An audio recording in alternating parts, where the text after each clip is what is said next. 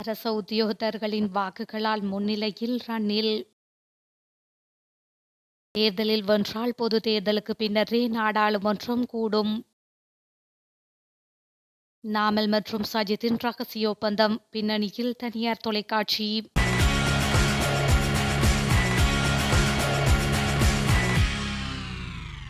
ஜனாதிபதி தேர்தலில் ரணில் விக்ரமசிங்கவிற்கு ஆதரவு தெரிவித்து யாழ்ப்பாணத்தில் 2 அமைச்சர்கள் பிரசார நடவடிக்கையில் ஈடுபட்டனர். அதன்படி கடற்தொழில் அமைச்சர் டக்ளஸ் தேவானந்தா மற்றும் கல்வி அமைச்சர் சுசில் பிரேமஜெயந்த ஆகியோரே இன்று பிரச்சாரத்தை முன்னெடுத்தனர். யாழ்ப்பாணம் பிரதான பேருந்து நிலையத்தை சுற்றியுள்ள வர்த்தக நிலையங்களில் ரணிலுக்கு ஆதரவான துண்டு பிரசுரங்களை விநியோகித்தனர். இதன்போது எதிர்வரும் ஜனாதிபதி தேர்தலில் ரணில் விக்ரமசிங்கவிற்கு வாக்களிக்க வேண்டும் என பொதுமக்களிடம் தெரிவித்தனர். மேலும் ஸ்ரீலங்காவின் அடுத்த ஜனாதிபதியாக ரணில் விக்ரமசிங்க தான் வெற்றி பெறுவார் என டக்ளஸ் தேவானந்தா மற்றும் சுசில் பிரேமஜெயந்த ஆகியோர் தெரிவித்தமை குறிப்பிடத்தக்கது. நாமல் ராஜபக்ஷவும் சஜித் பிரேமதாசவும் தனியார் தொலைக்காட்சியொன்றின் உதவியுடன் ரகசியமாக ஒப்பந்தம் செய்து கொண்டுள்ளனர் என்று முன்னாள் அமைச்சர் மனுஷ நாணயக்காரர் தெரிவித்துள்ளார். ஹினிதும பிரதேசத்தில் இடம்பெற்ற தேர்தல் பிரச்சார கூட்டத்தில் கலந்து கொண்டு கருத்து தெரிவிக்கும் போதே அவர் மேற்கண்டவாறு குறிப்பிட்டுள்ளார். தொடர்ந்தும் தெரிவிக்கையில், இந்த நாட்டு மக்கள் சுதந்திரமாக வாழ்வதற்கான வழியை ஜனாதிபதி ரணில் விக்ரமசிங்கவே காட்டியுள்ளார். எனவே செப்டம்பர் 21 தவறான தீர்மானம் எடுக்கும் பட்சத்தில் நாடு பொருளாதார வீழ்ச்சியை சந்திக்கும். சர்வதேச நாணய நிதியத்திற்கு சென்று எந்த நாடும் முன்னேறியதில்லை என்று கூறி வந்த அனுரகுமார திசாநாயக்க இன்று மக்கள் ஆதரவு படிப்படியாக குறையும் வேளையில் வியாபாரிகள் முன்னிலையில் சர்வதேச நாணய நிதியத்துடன் இணைந்து செயற்படுவதாக கூறுகின்றார். அதனால் அனுரகுமாரவின் போலியான வாக்குறுதிகள் ஒவ்வொன்றாக மக்களுக்கு தெரிய ஆரம்பித்துள்ளது. நாமல் ராஜபக்ஷவும் சஜித் பிரேமதாசவும் தனியார் தொலைக்காட்சியொன்றின் உதவியுடன் ரகசியமாக ஒப்பந்தம் செய்து கொண்டுள்ளனர் என்று அவர் மேலும் குறிப்பிட்டுள்ளார். எமக்கு கிடைத்த தகவல்களின்படி அரச உத்தியோகத்தர்களின் பெரும்பான்மையானவர்கள் ரணில் விக்ரமசிங்கவிற்கு வாக்களித்துள்ளனர் என மின்சக்தி அமைச்சர் கஞ்சன விஜயசேகர தெரிவித்துள்ளார். மொரவக்க பிரதேசத்தில் நேற்று நடைபெற்ற இயலும் ஸ்ரீலங்கா பேரணியில் கலந்து கொண்டு உரையாற்றும் போதே அவர் இதனை குறிப்பிட்டுள்ளார். தொடர்ந்தும் கருத்து தெரிவித்த அவர், பொதுஜன பெரமுனவை பிரதிநிதித்துவப்படுத்தும் 191 மாகாண சபைகள் மற்றும் உள்ளூராட்சி சபை உறுப்பினர்கள் ஐக்கிய மக்கள் சக்தியுடன் இணைந்ததாக சில ஊடகங்கள் செய்தி வெளியிட்டுள்ளன. ஆனால் மாத்தறை மாவட்டத்தில் பொதுஜன பெரமுனவின் 196 உள்ளூராட்சி சபை உறுப்பினர்களே உள்ளனர். பொதுஜன பெரமுனவில் 8 மாகாண சபை உறுப்பினர்கள் இருந்தனர். அவர்களினால் 90% உள்ளூராட்சி மன்ற உறுப்பினர்கள் ரணில் விக்ரமசிங்கவுடன் தான் உள்ளனர். சவால்களை ஏற்காது ஓடியவர்கள் எதிர்காலத்தில் பிரச்சினைகள் வந்தால் எம்மை காப்பாற்றுவார்கள் என்று நம்ப முடியுமா? ஐக்கிய மக்கள் சக்தி பல துண்டுகளாக உடைந்துள்ளன. கண்டியில் ஒரு கொள்கையை வெளியிடுகின்றார்கள், கொழும்பில் வேறொன்றை வெளியிடுகின்றார்கள் என்று அவர் மேலும் தெரிவித்துள்ளார்.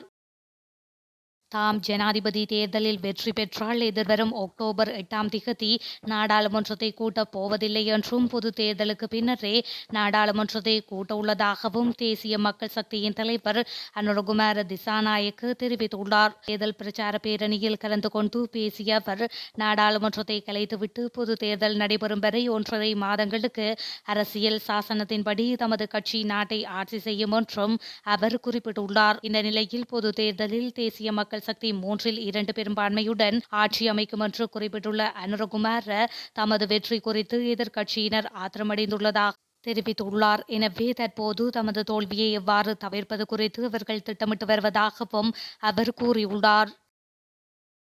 ரணில் விக்ரமசிங்க சர்வதேச நாடுகளிலேயே செல்வாக்கு மிக்கவர் என முன்னாள் அமைச்சர் விஜயகலா மகேஸ்வரன் தெரிவித்துள்ளார். ரணில் விக்ரமசிங்கவிற்கு ஆதரவு தெரிவித்து யாழ்ப்பாணம் திருநெல்வேலி சந்தை பகுதியில் விஜயகலா மகேஸ்வரனால் தேர்தல் பிரச்சார நடவடிக்கைகள் முன்னெடுக்கப்பட்டுள்ளன. குறித்த பிரச்சார நடவடிக்கைகள் இன்று காலை முன்னெடுக்கப்பட்டுள்ள நிலையில் அதில் கருத்து தெரிவிக்கும் போதே இவ்வாறு அவர் குறிப்பிட்டுள்ளார்.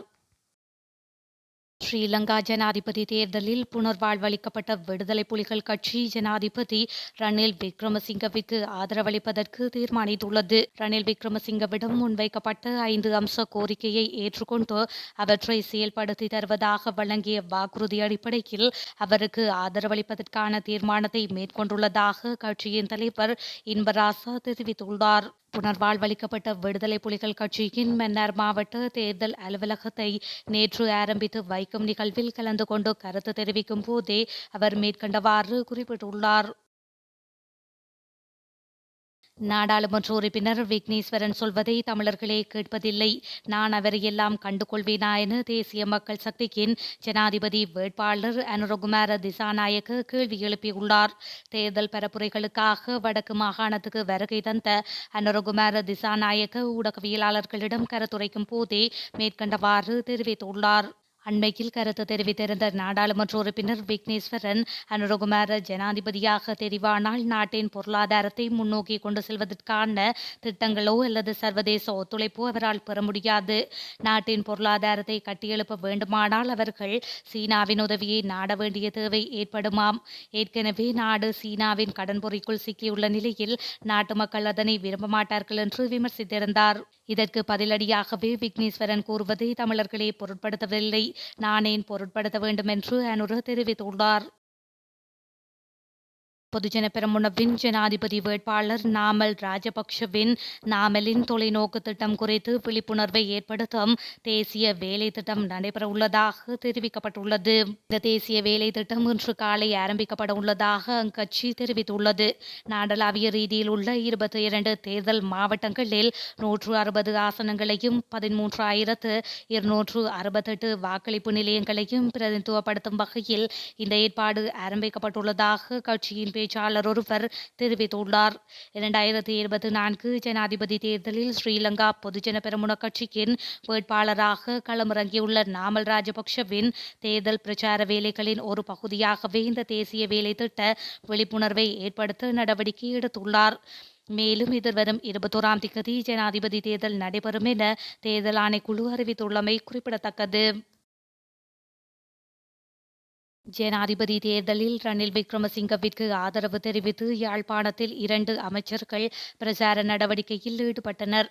அதன்படி கடற்தொழில் அமைச்சர் டக்ளஸ் தேவானந்தா மற்றும் கல்வி அமைச்சர் சுசில் பிரேமஜெயந்த ஆகியோரே இன்று பிரச்சாரத்தை முன்னெடுத்தனர்.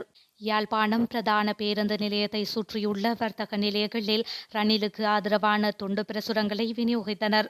இதன்போது எதிர்வரும் ஜனாதிபதி தேர்தலில் ரணில் விக்ரமசிங்கவிற்கு வாக்களிக்க வேண்டும் என பொதுமக்களிடம் தெரிவித்தனர். மேலும் ஸ்ரீலங்காவின் அடுத்த ஜனாதிபதியாக ரணில் விக்ரமசிங்க தான் வெற்றி பெறுவார் என டக்ளஸ் தேவானந்தா மற்றும் சுசில் பிரேமஜெயந்த ஆகியோர் தெரிவித்தமை குறிப்பிடத்தக்கது.